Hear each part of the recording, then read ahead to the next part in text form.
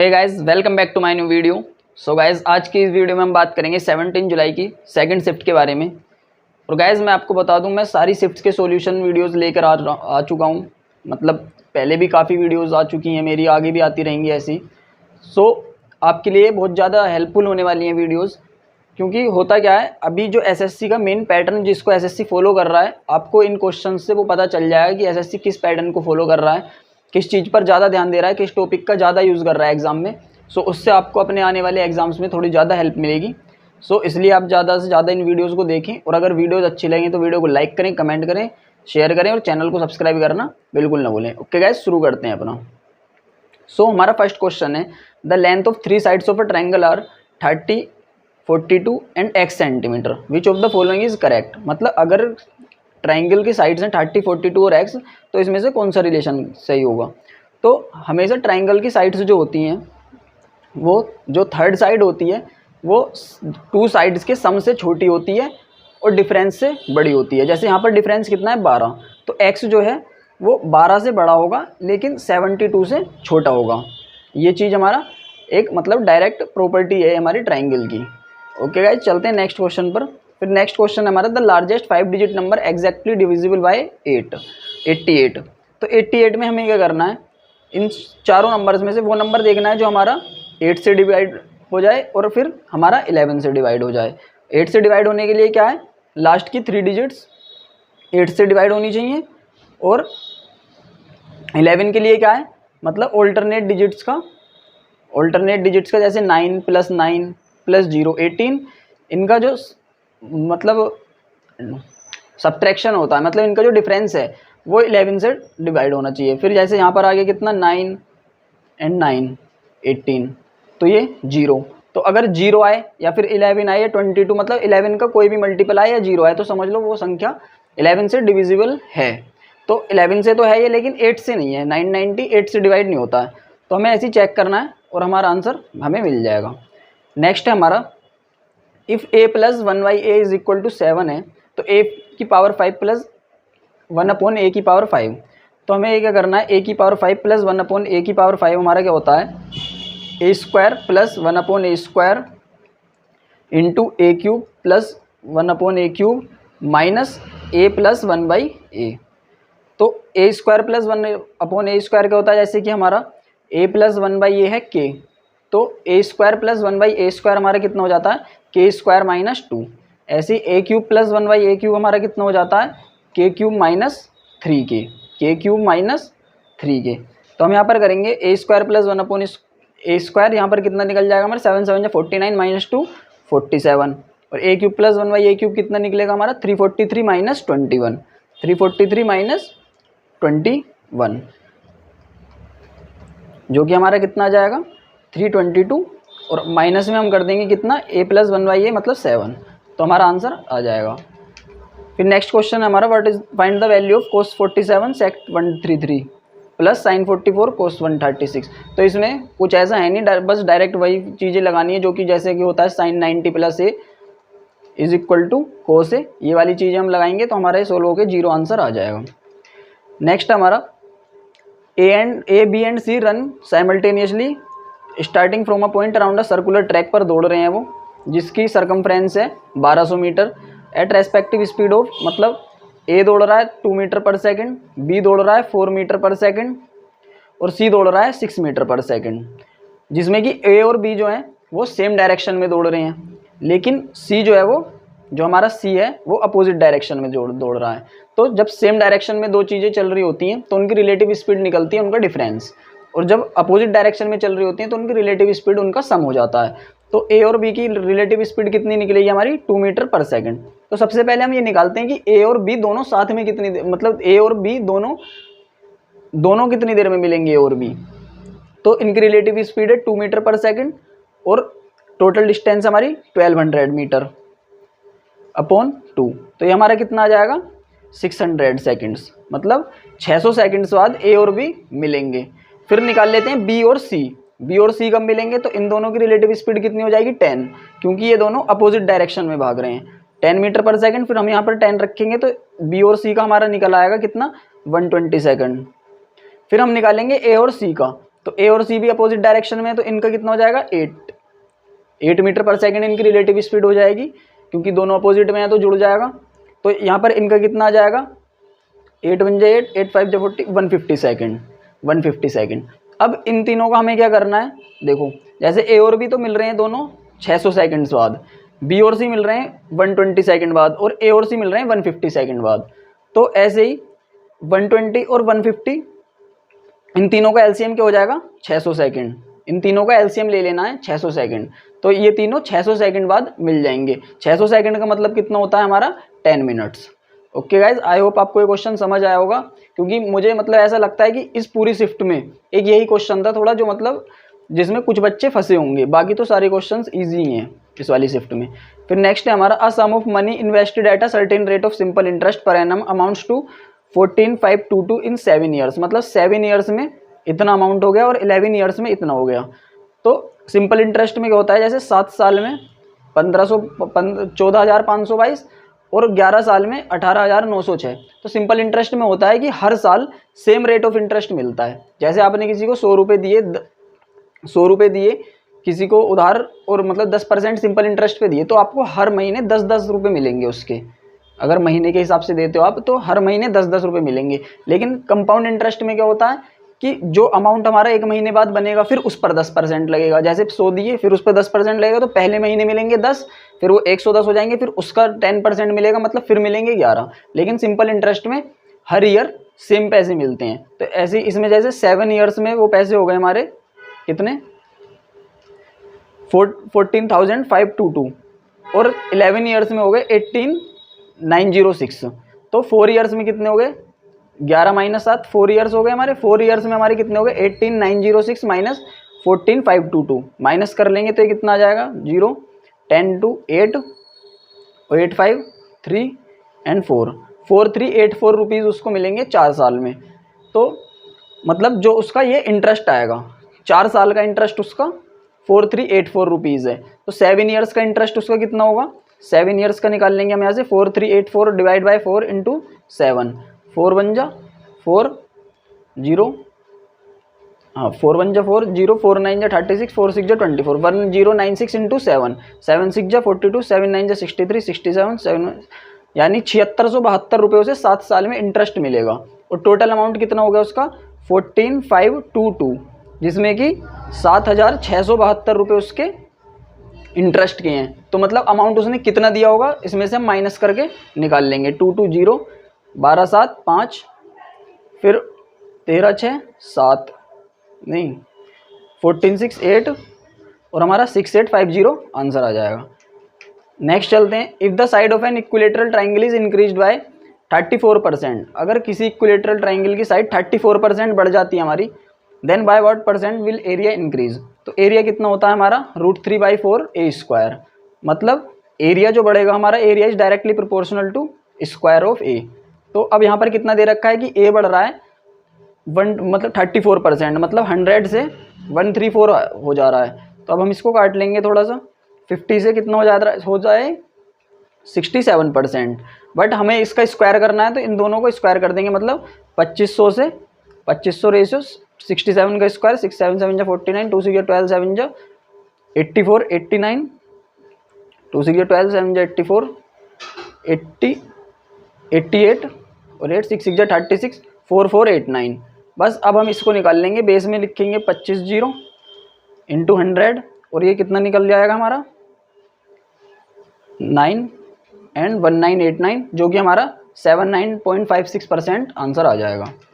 फिर नेक्स्ट है हमारा फाइंड द सम ऑफ 3 + 3²। तो ये क्या है हमारा, ये हमारी जीपी है, ठीक है, जिसमें हमारा मतलब मल्टीप्लाइंग फैक्टर कितना है 3, फर्स्ट टर्म कितनी है 3 एंड लास्ट टर्म कितनी है 38।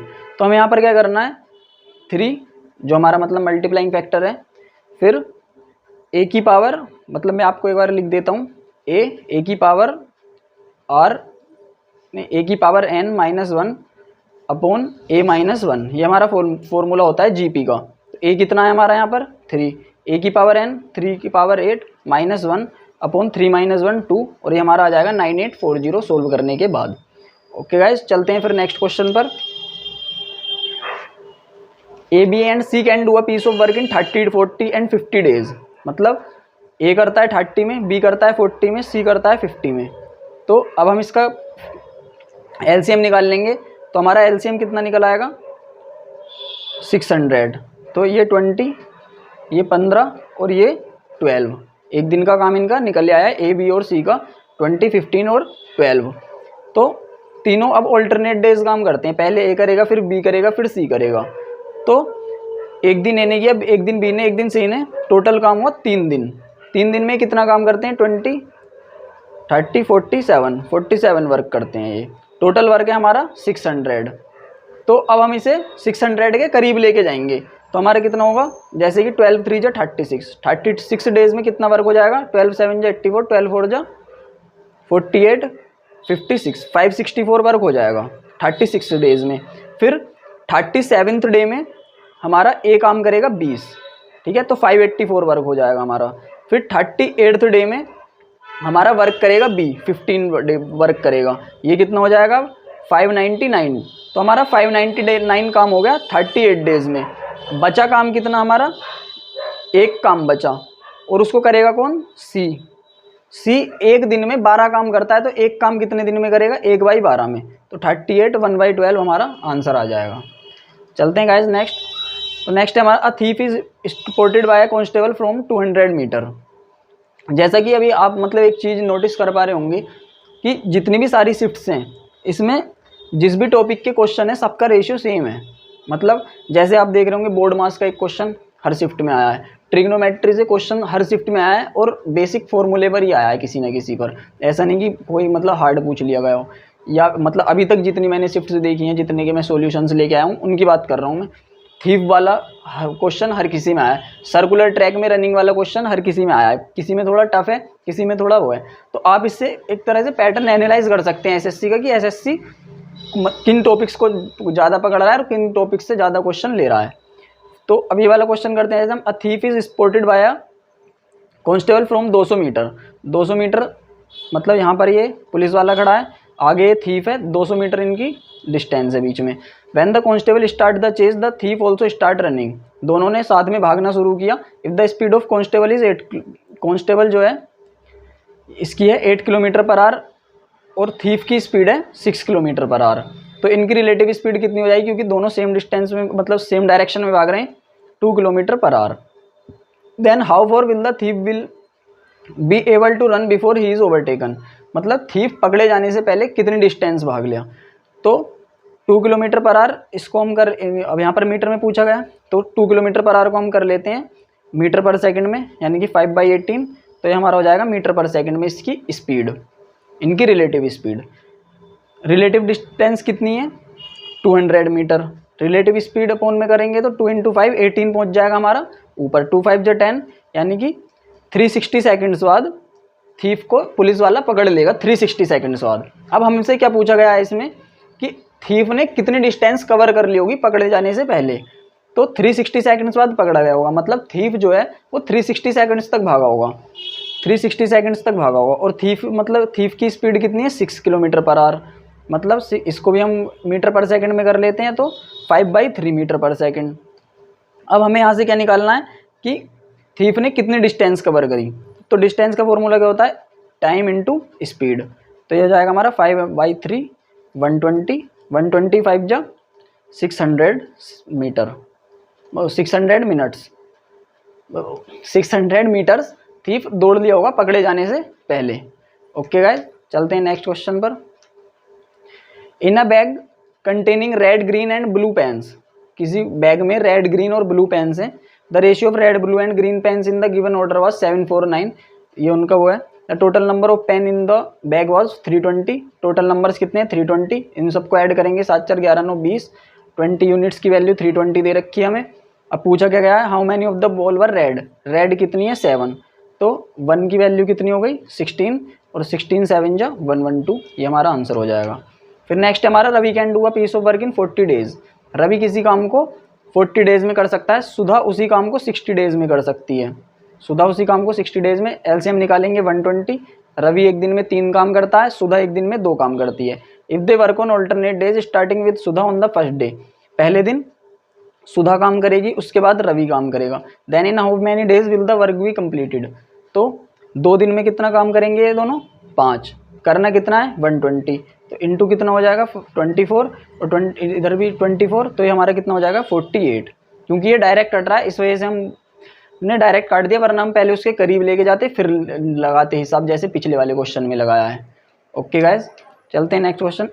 An arc of land 23.1 centimetre subtend and 18 degree angle, मतलब कोई आर्क है 23.1 सेंटीमीटर लंबी, वो 18 डिग्री एंगल बना रही है। तो सर्कल का एरिया पूछा गया है। तो अब इसमें क्या करना है हमें, जो हमारी एक सर्कल होता है वो भी एक आर्क होता है 360 डिग्री का, और इसमें दे रखा है कि 18 डिग्री की आर्क 23.1 सेंटीमीटर की सरकमफ्रेंस है उसकी जो आर्क है। तो अब हमें क्या करना है, सर्कल की सरकमफ्रेंस निकालनी है, तो हमें क्या करना है यहाँ पर 360 डिग्री निकालना है। 360 डिग्री कितना होगा हमारा 20 से मल्टीप्लाई करके, यानी 462 सेंटीमीटर हमारी किसी भी सर्कल की सरकमफ्रेंस हो जाएगी। जो हमारा सर्कल है उसकी सरकमफ्रेंस 462। सरकमफ्रेंस का फॉर्मूला क्या होता है 2 पाई आर। यहाँ से हमारी आर कितनी निकल के आएगी 21, आर हमारी निकल के आएगी 21 इंटू 7/2। ठीक, अब हमें क्या करना है, इसमें एरिया निकालना है। तो एरिया, एक तो ये फॉर्मूला है हमारा पाई आर स्क्वायर, करके एरिया निकाल लो। एक दूसरी चीज़ मैंने जो आपको कल वाली शिफ्ट में बताई थी, फर्स्ट शिफ्ट में 17 जुलाई की, कि क्या होता है आर और सरकमफ्रेंस और एरिया के अंदर एक वो होता है 7K, 44K और 154K स्क्वायर। मतलब अगर रेडियस जो है 7K है तो एरिया 154K स्क्वायर होगा। तो यहाँ पर कितनी है K की वैल्यू 21/2, तो K स्क्वायर कितना हो जाएगा 441/4 इंटू 154, और ये हमारा आंसर आ जाएगा जो कि हमारा 16978.50 के बराबर आएगा। नेक्स्ट क्वेश्चन पर चलते हैं। देखो इसमें भी ट्रिग्नोमेट्री का क्वेश्चन है, डायरेक्ट है। tan 30 degree 1/√3, sec 30 degree 2/√3। Direct हमारा आंसर कितना आ गया √3 आंसर आ गया। फिर नेक्स्ट है हमारा what is the whole surface area of a cone of base radius 6 centimetre and height 8 centimetre. तो रेडियस 6 है, हाइट 8 है, तो हमारे L कितना हो जाएगा, L square is equal to R square plus H square होता है, और 6, 8 और 10 एक पाइथागोरियन ट्रिपलेट होता है, 6, 8 और 10 जिसका बेसिक होता है 3, 4, 5, तो 6, 8, 10 हो जाएगा, तो L आएगी हमारी 10 सेंटीमीटर। अब होल सरफेस एरिया कितना होता है पाई आर L प्लस R, और इस फॉर्मूले में रख के हमारा आंसर आ जाएगा। नेक्स्ट चलते हैं, 15 man can complete a work in 25 days. तो हम यहाँ पर क्या कर लेते हैं, मैन का एक दिन का वर्क M मान लेते हैं और वुमेन का एक दिन का वर्क W मान लेते हैं। ठीक है, तो हमारा टोटल वर्क कितना हो जाएगा 15 इंटू M इंटू 25। ऐसे ही वुमेन वाले केस में कितना हो जाएगा 25 इंटू W इंटू 40। इन दोनों को हम इक्वल कर देंगे तो 25 से 25 कट जाएगा, 5 3 या 15, 5 8 या 40। तो हमारे यहाँ से कितना आएगा कि मैन अगर एक दिन में 8 काम करता है तो वुमेन 3 करती है, मैन अगर 8 काम करता है तो वुमेन 3 काम करती है। अब क्या निकालना है, इफ़ ऑल द 15 मैन है, मतलब एक मैन 8 कर रहा है तो 15 मैन कितने करेंगे 120, 25 वुमेन मतलब 75, कितना हो गया 195, मतलब एक दिन का इनका 195 हो गया। तो अब ये टोटल वर्क कितने डेज में करेंगी, तो टोटल वर्क हम यहाँ पर किसी में भी M या W की वैल्यू रख के टोटल वर्क निकाल लेते हैं। जैसे हम यहाँ पर मैन की रख लेते हैं 8 3 जा, मतलब 15 इंटू 8 इंटू 25 अपॉन 195। ठीक है, ये हमारा आंसर हो जाएगा जो कि हमारा इसके इक्वल आएगा। चलते हैं नेक्स्ट क्वेश्चन पर। सो नेक्स्ट क्वेश्चन है हमारा, Suhani pays tax at the rate of 30% on her entire income of 90,000 की इनकम पर 30% टैक्स देती है। Ritika pays tax at the rate of 40% on her income of Y, उसकी इनकम Y है और वो 40% टैक्स देती है। अगर उनका ओवरऑल टैक्स रेट जो है वो 37% है तो रितिका की इनकम बतानी है। ठीक है, अब जैसे सुहानी की है 90,000 90K और इसकी है Y। ठीक, अब इसमें क्या है, हम एलिगेशन से करेंगे इसको।